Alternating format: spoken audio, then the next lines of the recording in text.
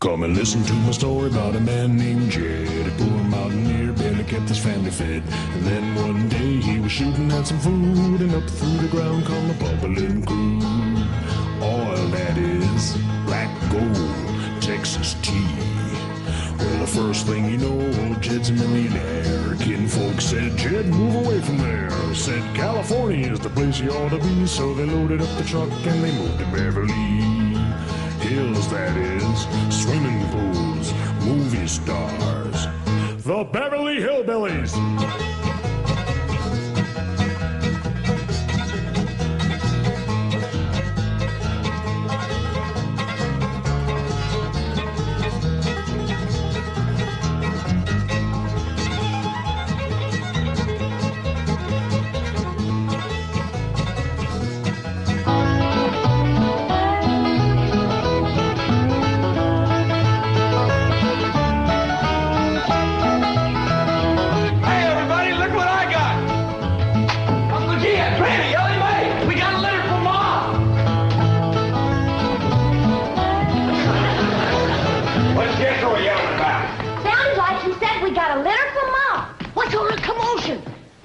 Jethro says Pearl sent us a litter. A litter of what? Did you hear what?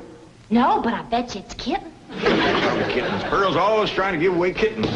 Oh, there y'all are. Where's the kittens, Jethro? What kittens? Didn't your ma send us some kittens? Just a minute. No, just a letter. Jethro, how could you think that kittens would... Well, come on, sit down. Let's hear what Pearl's got to say.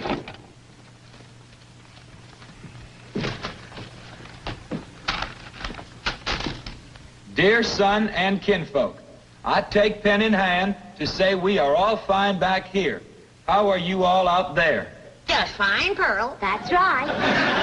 Jethro, I hope you are making good marks in school out there. Ma thinks I'm going to school. Are you in the 5th grade like you would be here? Doggy, Jethro, I clean forgot about putting you in school. We're going to have to get you started today. Can I go too? Well, now, I think Miss Hathaway's got plans to put you in some girls' school. Can I go too? Jethro, I just said it was a girls' school. That's why I want to go. I like girls. I don't. Let's get finished with the letter. After that, we'll take care of school. Your sister, Jethrine, had a narrow escape. A city dude tried to take advantage of her. What does that mean, Paul? Well, that's, well, Granny will explain that to you later. Tell us more about the city dude, Jethro. His name is Jasper Heath. Jasper Heath? That's a funny name. Oh, there's a dot in there. His name is Jasper. He wears patent leather shoes and spats on them. Don't sound too neat, does he? He seen your sister at the cabin when I went there to keep an eye on it for Cousin Jed. I know what Pearl went there to keep an eye on. Mr. Brewster. Well, now, Granny, Pearl's a widow woman. She got a right to look. I ain't knocking it. I got my eyes open myself. At first, I thought the city dude worked for Mr. Brewster, so I drove back out to the cabin to give him a piece of my mind. I could put a bug in that Mr. Brewster's ear. Look out for feathers. Feathers? The more Pearl has her eye on a man, the more feathers she sticks in her hat. That's right. 3 and 8 came in flowing 2,000 barrels a day. And it looks like the new strike's going to be even better. There's no doubt about it. This is one of the richest pools we've ever hit. Yep, everything from here is good news.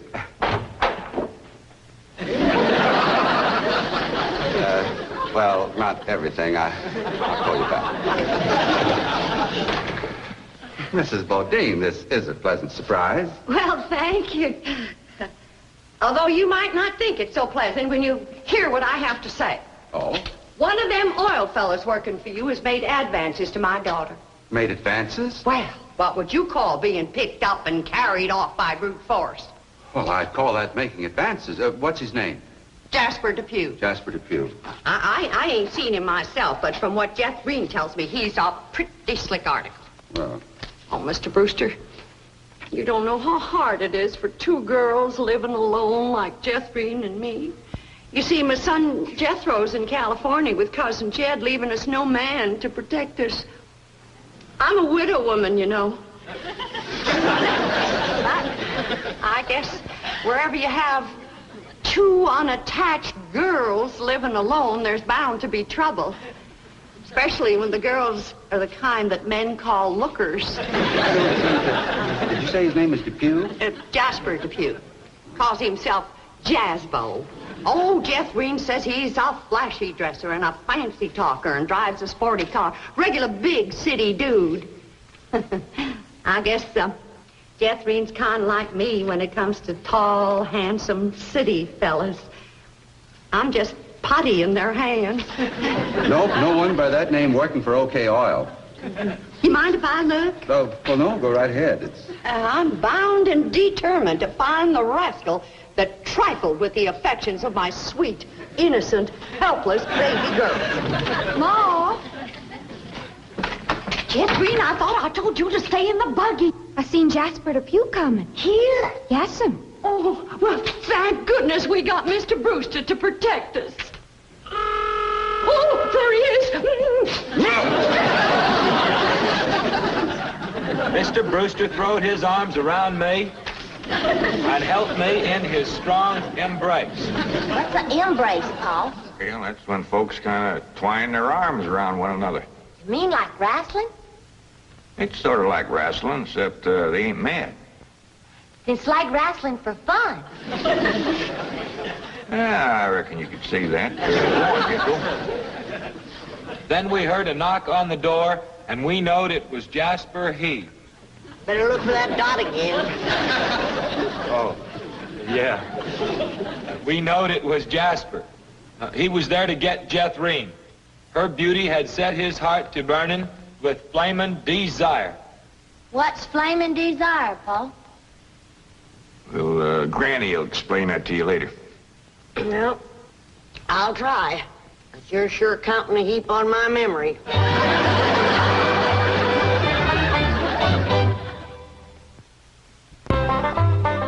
Read on with your Mo's letter there, Jethro. Yeah, it's getting good.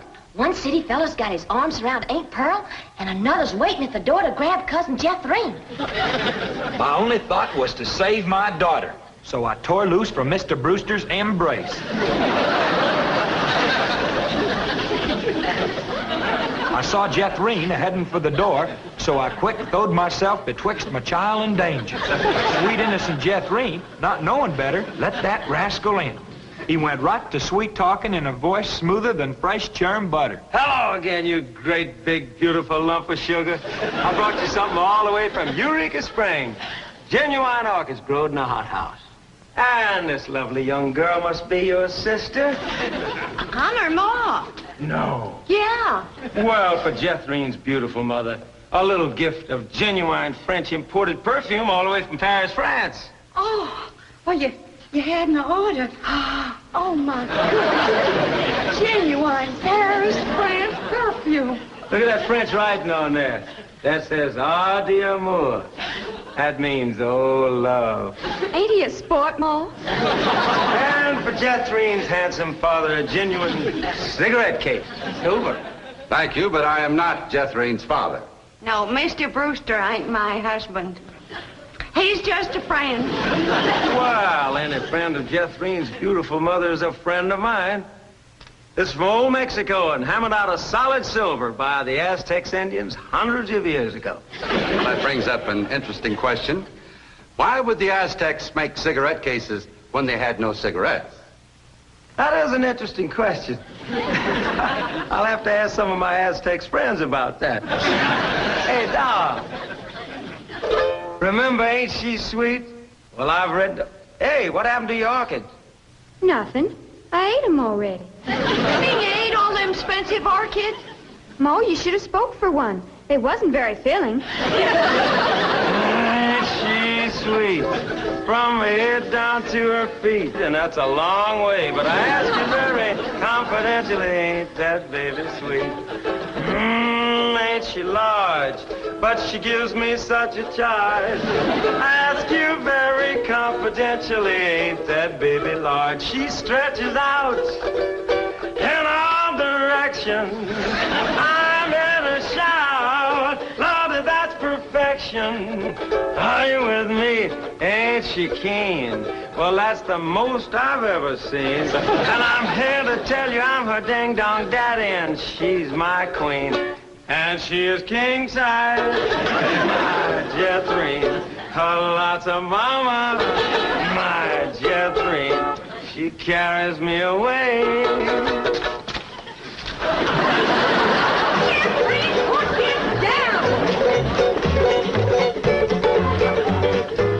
So your sister Jethrine has got herself a steady fella now. He says he is going to ask for her hand someday. I hope he will take the rest of her too. Ha ha. Give my love to all and be a good boy. I am going out now to mail this letter and get some more feathers for my hat. As ever, your loving mother. Gee, sure nice to hear from Ma. They're nice here. Jethro, you and me's got to go right out and find a school and get you to going. Granny, you pack up a nice lunch for Jethro to tote along. How about a big mess of poke greens and chitlins with some pone and a big pot of sorghum to dip it in? Fine. Oh, Granny, it don't have to be that fancy. Some of the other boys here in Beverly Hills might not have it so good. They'd go to complaining to their folks. Let them complain. It ain't gonna hurt none to raise their standard a little. I'll get the truck up to Jay. Paul, please let me go with Jethro. I can help him fight if the big kids in the 5th grade goes to picking on him. I know for sure that Miss Hathaway's got other plans for your schooling. But with Jethro gone, I won't have nobody to play with. Oh, yes, he will. I just remembered something. Mr. Drysdale's stepson is coming home for Thanksgiving. And he's going to be living right next door. And you can play with him. Mr. Drysdale gave me some pictures of him. Here's the pictures of Sonny. That's what they call him, Sonny. He's been going to a lot of schools, and you ought to know some real good games to play. Ain't he something? Yeah, but what? Well, he's a boy. Are you sure? Ellie, just because he's wearing... Well, there's Jethro. Now, you keep thinking about how much fun you're going to be having with him right next door. You know, he does kind of favor that movie actor, Rudolph Valentino. Here's Jethro's lunch. I didn't have time to fix much, but it'll hold him till he gets home from school. I got a little surprise in there. I've been saving it for a special day, and I reckon this is it. What is it, Granny? Deviled hawk eggs. Doggies. Makes me wish I was going to school. School,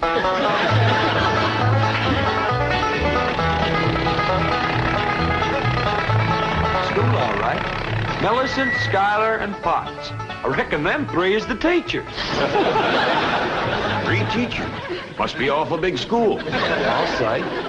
Well, let's go in there and get you started.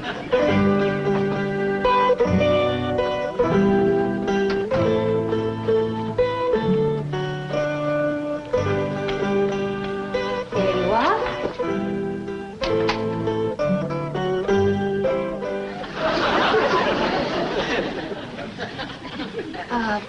May I help you? Well, reckon maybe you can. Diana, someone has parked a most disreputable-looking vehicle outside my window. That was these gentlemen. Oh?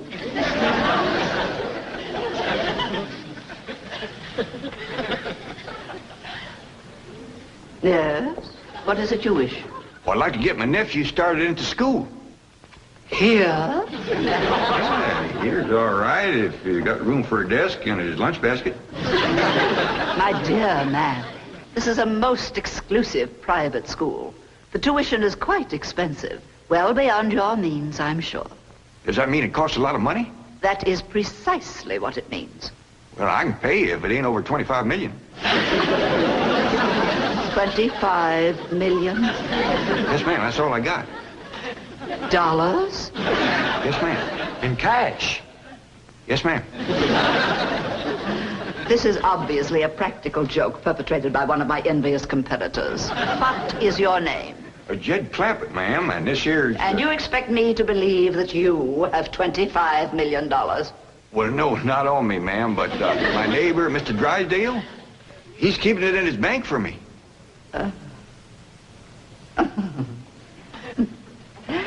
Get me Milburn Drysdale at the Commerce Bank. You see, it just so happens that Mr. Drysdale holds the mortgage on this school, so we are very well acquainted. Hello? I'd like to speak with Now, Milburn Drysdale. if you wish to admit that this is a hoax and be on your way, we will forget the entire incident. Otherwise, you may be liable to some sort of action for invasion of private property and impersonating a millionaire. Mr. Drysdale is coming on the line now. Thank you. This is your last chance, Mr. Clampett. My next call will be to the police. Very well. Mr. Drysdale, Millicent Schuyler-Potts here. Come in, come in, come in, come in. Thank you, ma'am. Diana, tea for these gentlemen. Croppett? Oh, no, ma'am, Clampett. Diana, use the Spode tea set. Well, sit down, sit down, sit down, sit down.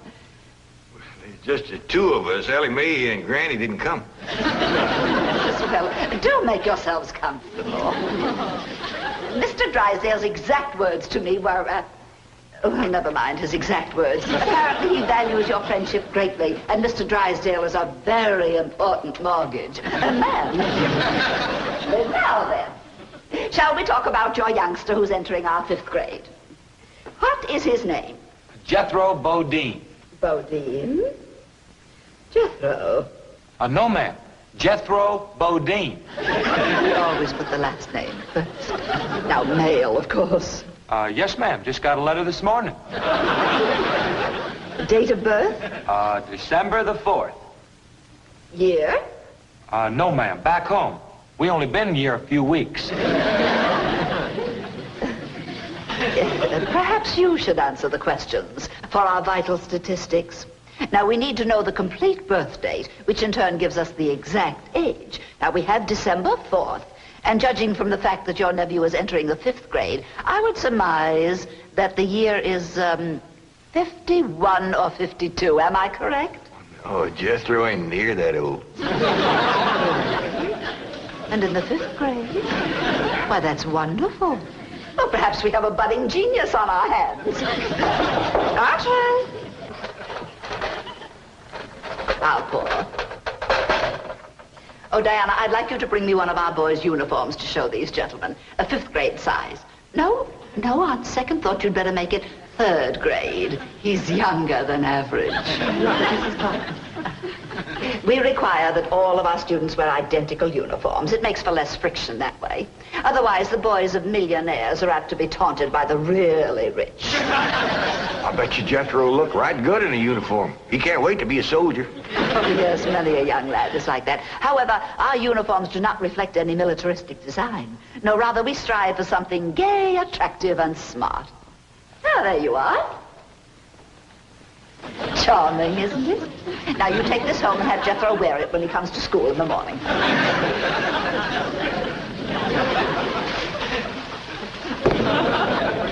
Wear this? Afraid Granny will have to make considerable changes in this before it'll fit Jethro. So tiny? Yes, ma'am. And in the 5th grade? The boy must be a genius. Well, you may be very sure that we will bring him out. If he wears this, he'll bust out. Now then, how do you gentlemen like your tea? We don't know, ma'am. We ain't tasted it yet. Oh, you are the fun-loving one, aren't you? Yes, ma'am.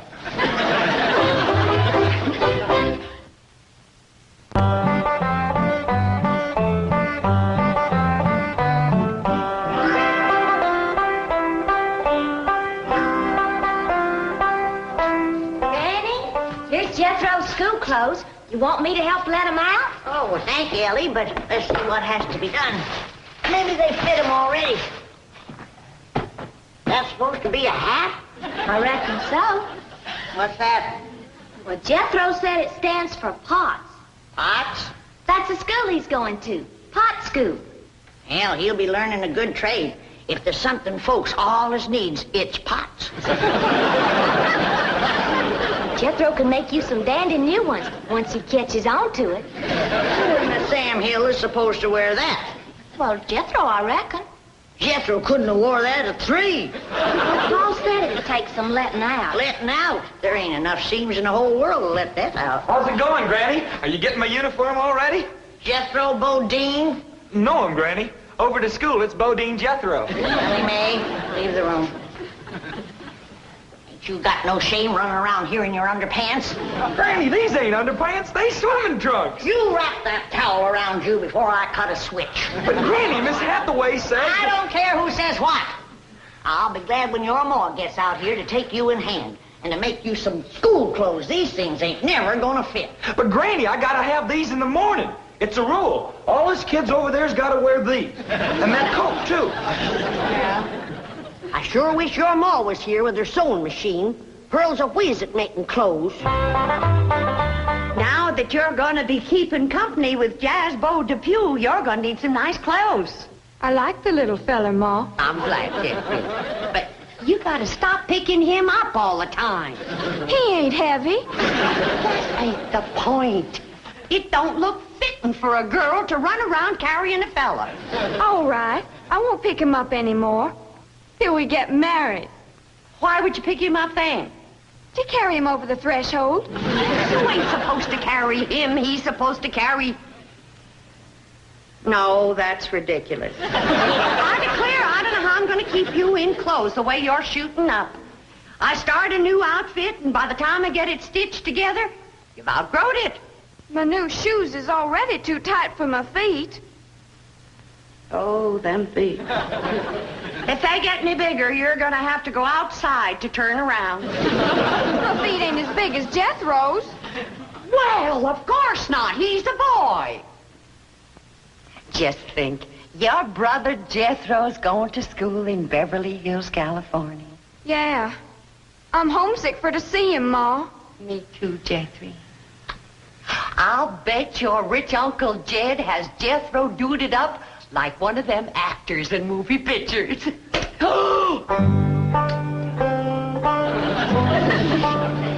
I can't understand these Beverly Hills schools. Wearing that uniform ain't gonna make you no smarter.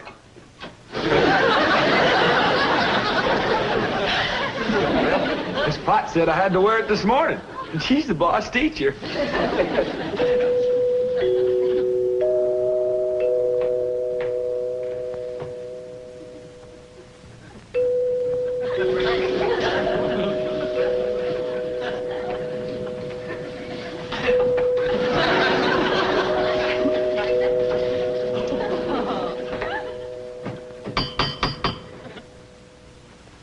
Jethro ain't right.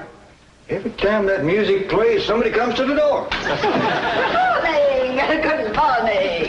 Surprise. Yeah, good morning, Miss Potts.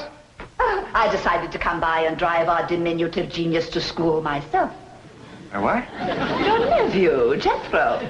Oh, yes, ma'am. Jethro! Come on down here. You got to ride to school. Well, that's mighty nice of you, ma'am. Oh, tut. I'm going to give the boy my personal special attention. I feel that when one...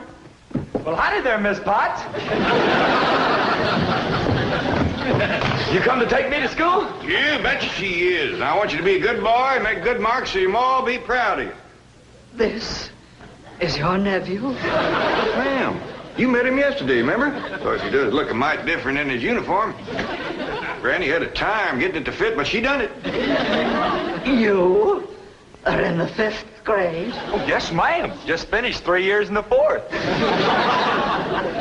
But I can't. It's impossible. Oh, that ain't nothing. He got through the 1st grade in only 2 years. Under no circumstances can I allow this. Well, say, here comes Mr. Drysdale. I reckon he's coming to see Jethro off to school. Come along, Jethro. Get up.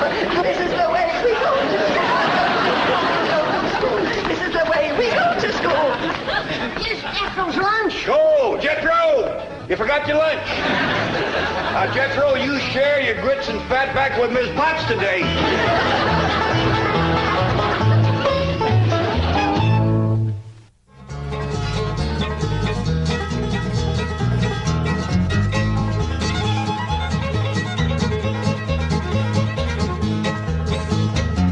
It's time to say goodbye to Jed and all his kin.